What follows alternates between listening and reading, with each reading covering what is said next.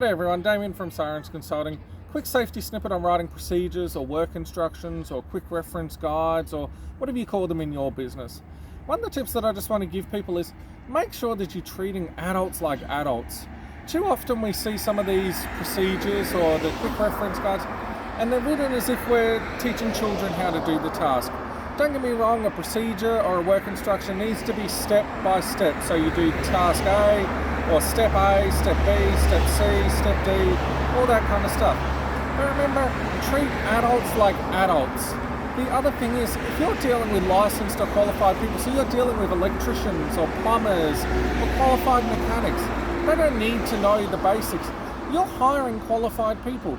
Make sure that your market is correct, that you're hitting the right target with whatever you're writing. So if your procedure's for a licensed mechanic, well, make sure it's appropriate. Don't explain to him a ring or a filter.